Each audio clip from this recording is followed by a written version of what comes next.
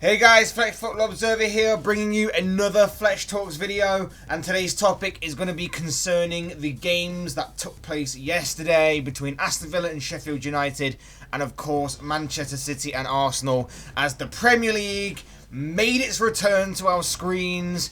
It's back. It's behind closed doors, of course, but the main point is football and Premier League is back. And it was back with a bang, because let me tell you, already we're talking about goal line technology and VAR again, as that was the major talking point behind its return, as the opening match concerned a major blunder, a major error by VAR referees, whatever you want to call it, you name it, a major blunder took place. The incident, of course, that I'm talking about happened between Aston Villa and Sheffield United. The game ended 0-0, but Sheffield United thought they'd scored after a goalkeeping howler by Orjan Nyland in the first half. But despite everybody, including Stevie Wonder, seeing that the ball had crossed the line, apparently the referee and goal line technology didn't. The referee didn't receive any sort of signal to his watch that the ball had crossed the line from goal line technology, and therefore the ball wasn't given. Even though you could clearly tell that with the cameras that were on the television at the time, the ball certainly did cross the line. You could see that the goalkeeper did cross the line with the ball over the line as well, after being bundled over the line by his own defender in a quite a bizarre sort of incident and absolute goalkeeping error. And it was hard to believe that VAR or the referee, or even the linesman for that matter, couldn't see what everybody else could see. And after the match, Hawkeye actually did release a statement apologising to Sheffield United for the horror of an error. They stated that despite having seven,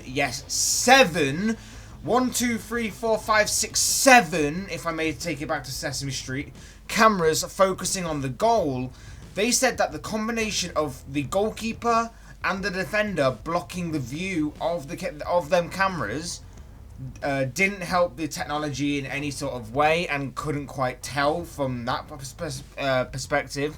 There was also a question as to why VAR didn't get involved when it could have done and probably should have done, and they claim that VAR here didn't intervene because no signal was given to the referee's watch, and that is the reason for that. And in my opinion, it's a complete joke on both accounts. You have 7 cameras on that goal, and not one of them could tell it was over the line.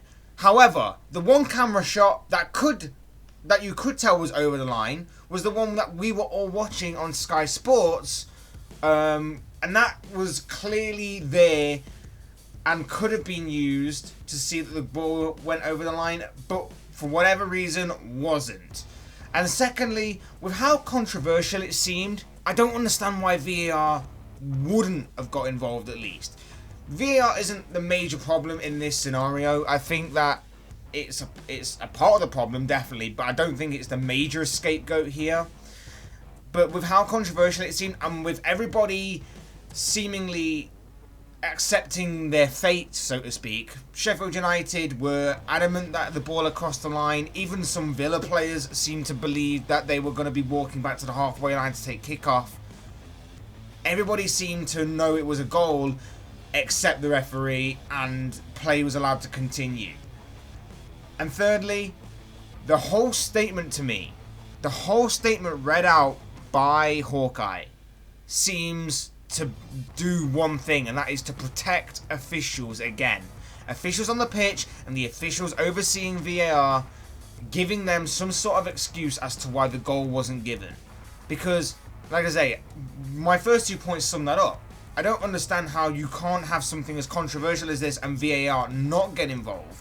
And at the same time, I don't understand how you can have 7 cameras and still not find out that the ball was over the line. So I do believe that the officials have got it wrong, and I believe that this statement is just a way of protecting them.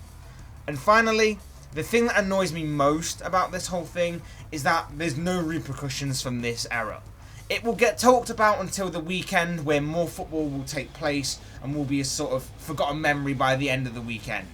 The officials get away with another bad call, And let's face it, this is a huge... In hindsight, this could be a huge deal. Not just for Sheffield United and Aston Villa, as I see it as Sheffield United had 2 points dropped in this game, whilst Villa gained what could be a massive point. This could have an effect on the European football places in the Premier League, as well as the relegation zone. It could be that Villa survived by a point that they probably shouldn't have actually gained, and Sheffield United could miss out on European places by 2 points. It could be as fine margins as that, and yet there's going to be no repercussions from it other than an apology. Nevertheless, 0-0 was what it turned out. It was sort of your average sort of beginning of the season sort of game. Neither side really looked like they wanted to win. The final ball passing and the control of it was a bit off at times. Apart from that one incident, I don't think either team really challenged the goalkeepers much. It was not the greatest of matches by any means, but we'll see how both teams continue to develop over the coming weeks as the season plays out. The second game was, of course, Manchester City versus Arsenal, in which Manchester City hit the ground running instantly on their restart thanks to goals from Raheem Sterling, Kevin De Bruyne and substitute Phil Foden. Arsenal seemed to be holding their own for about 45 minutes, despite being forced into 2 early changes when Granit Xhaka and Pablo Mari were forced to come off injured. But when David Luiz came on, well, he certainly provided us a lot of entertainment with an absolute defensive nightmare. First, producing an error that saw Raheem Sterling find the back of the net, and then bringing down Riyad Mahrez in the penalty area in the second half, 5 minutes after the restart, that saw him get sent off as Kevin De Bruyne converted the spot kick. Phil Foden, on as a substitute, completed the scoring very late on. And also one other thing of note, something that did overshadow the game a little bit was the injury that occurred to City's Eric Garcia.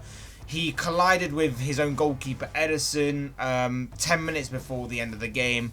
9 minutes later, he was eventually removed off the pitch.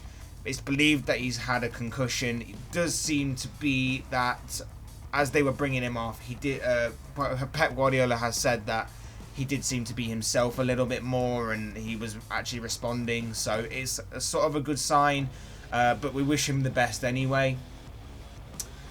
Back to David Luiz though. David Luiz, of course, you know his reputation, you know what he's been like in England since arriving here.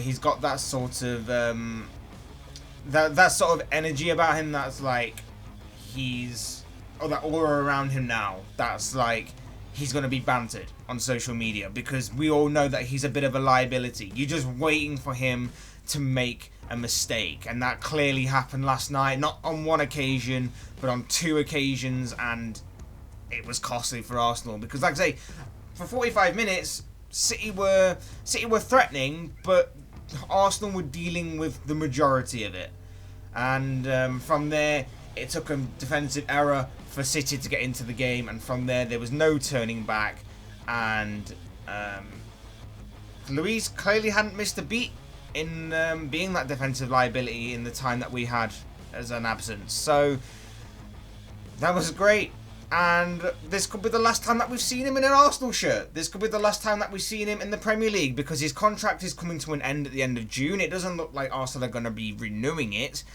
and now that he's also got sent off, that's a 3-game ban to his name. It's probably the final time that we've seen him in an Arsenal shirt in the Premier League. He'll probably go back to Benfica, where it's heavily rumoured he will be going. And as far as Manchester City goes, they continue to play out the remainder of their season by prolonging the seemingly inevitable of Liverpool winning the title. And in saying that, of course, their main focus will now be for the remainder of the season on the FA Cup and, of course, the resumption of the Champions League when that resumes again in August. And again, it was another match in which City took their time in finding their stride. It had again, that beginning of the season feel to it from following that 3-month absence. And for Arsenal, it was, you could see it as a free swing with it being Manchester City, but at the same time, it wasn't a great game in terms of fight and determination, especially when you consider that a Champions League place isn't completely off the table right now, but it is looking extremely unlikely, especially when you throw in performances like that. Injuries, I will admit, didn't help, but in saying that, it wasn't a great performance by any means, and I can't think of too many times where I saw Edison in the Manchester City goal be tested by anyone in an Arsenal shirt. So things to look at there and possibly worry about if you're an Arsenal fan. But of course, this is just one man's thoughts and one man's opinions on these particular topics. I want to know what you guys think. I want to know what you think of goal line technology. I want to know what you think of VAR. I want to know what you thought of the games overall, both games for that matter. And I want to know what you think of the Premier League's restart. How do you think it will go for the remainder of the season? How do you think it went last night? I want to know your thoughts, comments, and opinions in the comments section below. Otherwise, hit the like button on the way out if you enjoyed the video. Subscribe if you're new or want to see more content like this. Both things would be greatly appreciated. And as always, thank you all so much for watching and listening. I've been Fletch the Football Observer. This has been another Fletch Talks video. And I will see and speak with you all again soon in another video.